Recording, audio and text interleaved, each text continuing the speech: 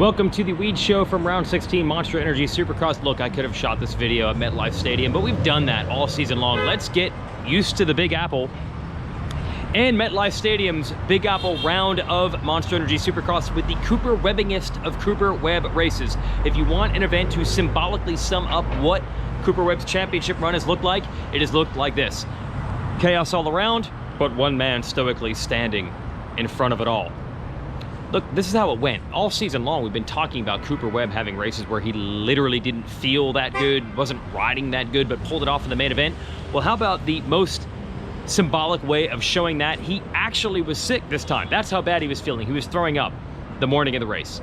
He tried to downplay it in the post-race press conference, but he wasn't that good in practice. He got second in his heat race, but honestly, he wasn't even the second fastest rider there. But in the main event, he does what he always does. He gets the start when he needs it.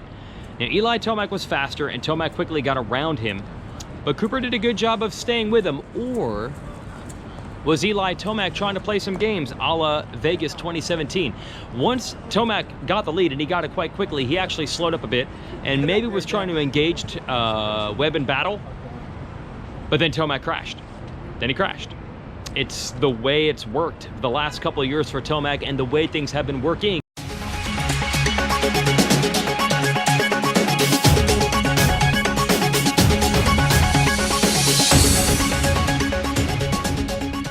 Look in the description of the video. It'll give you the email link to enter to win a set of these. If you don't already know by now, I'll tell you again, but you should already know.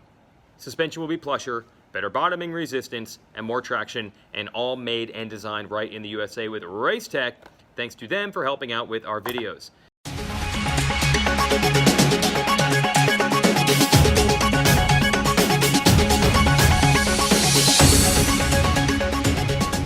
All year long, Webb, even on his bad nights, when he didn't feel good, he was able to perform.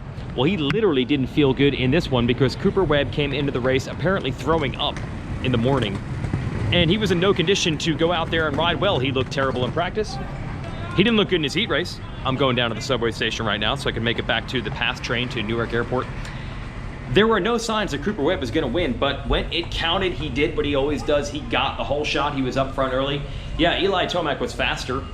And Cooper Webb even admitted that. Tomac got the lead, and then Tomac, he went down to the whoops. You got to be careful in some of these treacherous sections. So he went down, and the next challenger for Webb, this is kind of a surprise. It was actually Zach Osborne. Now, Osborne has been pretty good in his rookie 450 season, but not as good as expected. He was so good in the offseason, he couldn't quite get back to that comfort level he had before he injured himself. Well, they did a lot of outdoor testing, and actually Zacho stumbled upon some things that helped him in Supercross. So here comes Zacho charging for the lead, but he's got to be careful because he rides with Webb, he respects Webb, he doesn't want to take him out battling for the lead, but at the same time, if you're Osborne, you get an opportunity for your first podium, or maybe even first win, you got to take it, and he did. He actually took the lead, and for a moment it looked like Osborne might take off with the #1 position until he crashed. Blake Baggett was in position, he crashed. Tomac came back, he crashed again. Marvin Musquin, he crashed early, he started the race in last, and a bad start for Ken Roczen did hit him in, and Roczen faded down the stretch. Bottom line is they all made mistakes. Cooper Webb did not. One man stood calm amidst the chaos, despite not even feeling that good. That's pretty much me here in New York City at 2 in the morning. I don't feel great, I'm pretty tired. It don't matter, you just gotta roll with it, dude. You gotta be in a New York state of mind.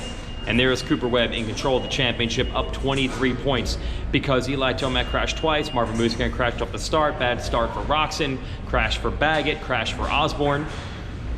And somewhat similar to that was the performance of Chase Sexton. I gotta buy my subway card here. Austin Forkner gave it the old college try. He had a torn ACL, he was in no condition. He rode well in the first practice, bad in the second practice, bad in his heat race, but in the main, Forkner pulled off his customary great start. And you wanna know something? There was a brief moment where it looked like Forkner might actually win the race, but that was Forkner getting ahead of himself, because guess what? As he challenged his teammate, Martin Davalos for the lead, let me get my company RacerX credit card out. Well, guess what? He jumped too far off a jump, and that hurt his knee. He couldn't take that kind of pain, and it was over. and he pulled off the side of the track. I don't need to stay at a Holiday Inn Express or be a doctor to know that Forkner is probably done for the year, headed for ACL surgery. And there was Sexton trying to win the first race of his career and battle for the championship for the first time ever, and playing it calm and cool like a veteran. He waited out Forkner despite some aggressive moves. He waited out Davalos. He takes the victory. And that's his pathway to the championship next weekend in Vegas. Good job by Sexton. Good job by Webb. They played it cool. I'm hopping on the train. See you in Vegas.